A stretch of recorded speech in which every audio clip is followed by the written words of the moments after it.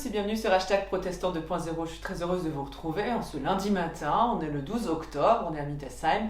Et je voudrais partager avec vous ce matin une lecture issue du Nouveau Testament. On est dans la première lettre à Timothée, au 4e chapitre, à partir du verset 9. Un passage très intéressant et qui nous parle aussi de la jeunesse. C'est là une parole certaine, digne d'être accueillie par tous. En effet, si nous peinons, si nous luttons, c'est parce que nous avons mis notre espérance dans le Dieu vivant qui est le sauveur de tous les humains, et surtout de ceux qui y croient.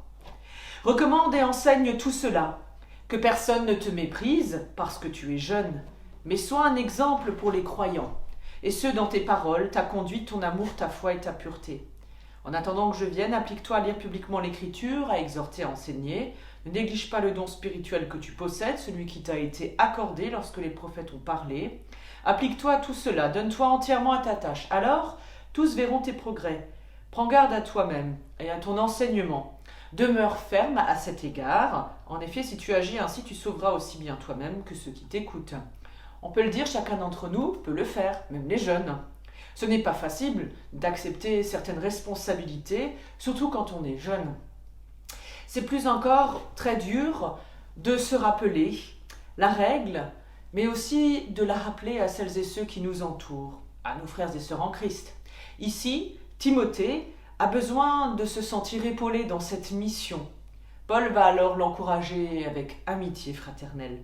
Il va inviter ce dernier à avoir confiance, puisque la communauté lui a confié cette mission, celle de parler de la parole de Dieu et au nom du Seigneur.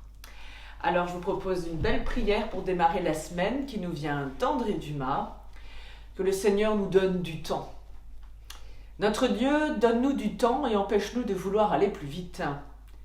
Fais que nous ayons de la patience avec nous-mêmes, car le temps progresse, il cicatrise, alors même que nous démange sa lenteur.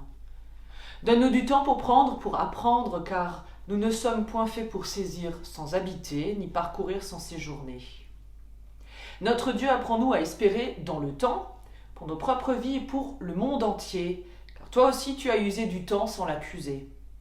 Ô notre Dieu, au jour où il nous semble que nous piétinons, voire que nous régressons, donne-nous confiance dans le temps. Amen. Je vous souhaite une très belle semaine dans la grâce de notre Seigneur et avec toute sa paix. Je vous donne rendez-vous demain matin pour la prière du petit-déj. Mercredi, nous partons en Alsace du Nord à la rencontre d'une paroisse. Ce sera à vous de nous trouver. Et dimanche, rendez-vous pour un temps de célébration de culte live en vidéo. Portez-vous bien.